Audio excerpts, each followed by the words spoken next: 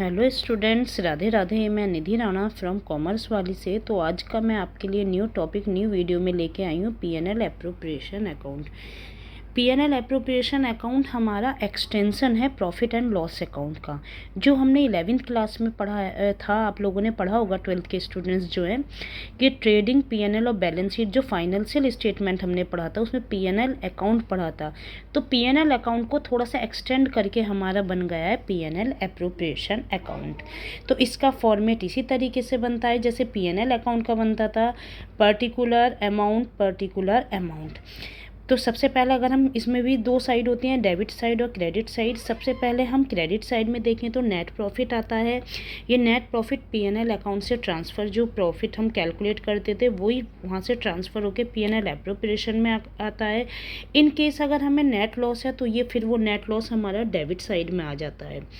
इसके बाद credit side में हमारी इंटरेस्ट ऑन ड्राइंग आती हैं। जितनी भी हमारी ड्राइंग्स हैं उसमें जो भी इंटरेस्ट कैलकुलेट करके होगा वो आ जाएगा। जितने भी पार्टनर हैं, 2 हैं 3 हैं, सबका कैलकुलेट करके फिर हम टोटल लिख देंगे।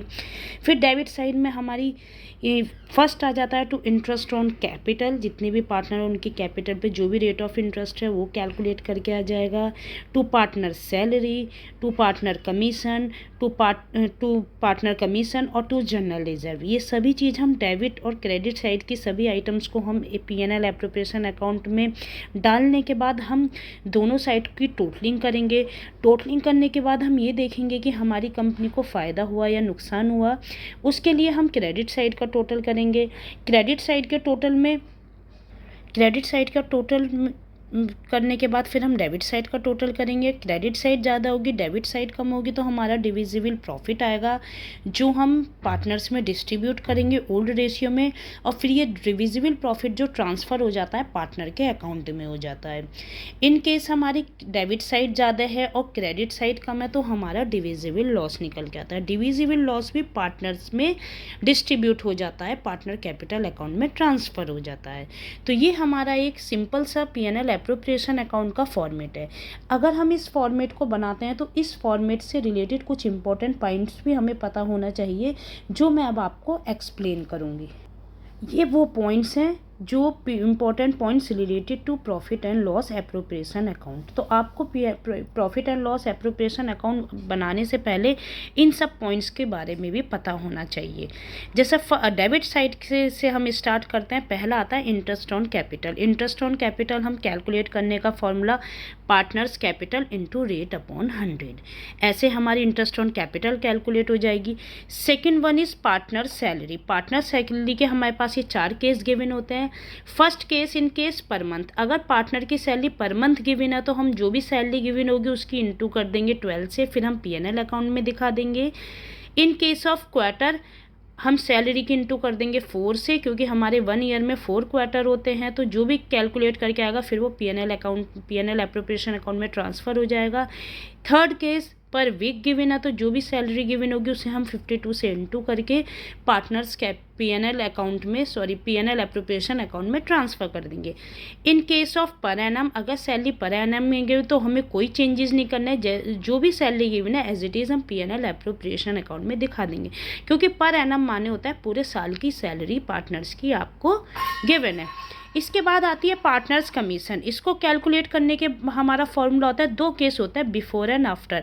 अगर हमें इन बिफोर का केस है तो जितना भी प्रॉफिट होगा, चाहे वो नेट प्रॉफिट पे कमीशन कैलकुलेट हो रही हो या डिविजिबल प्रॉफिट में कैलकुलेट हो रही हो, उन दोनों को लेने के बाद जो भी है, नेट प्रॉफिट पे है तो नेट प्रॉफिट और डिविजिबल प्रॉफिट है तो divisible profit into rate upon 100, जिस भी रेट से कमीशन गिवन है।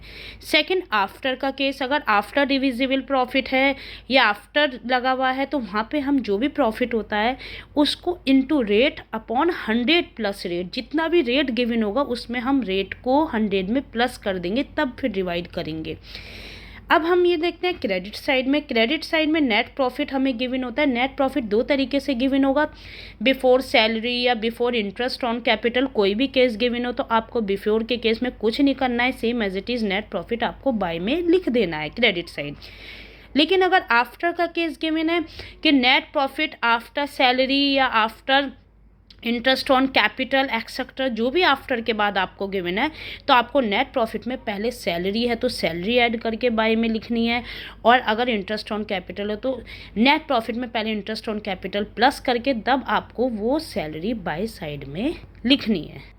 इसके बाद अगर आपको रेंट पेड गिवन होता है इन क्वेश्चन में, अगर rent paid is given in question, then आपको नेट प्रॉफिट में से रेंट पेड माइनस करने के बाद आपको क्रेडिट साइड में नेट प्रॉफिट दिखाना है।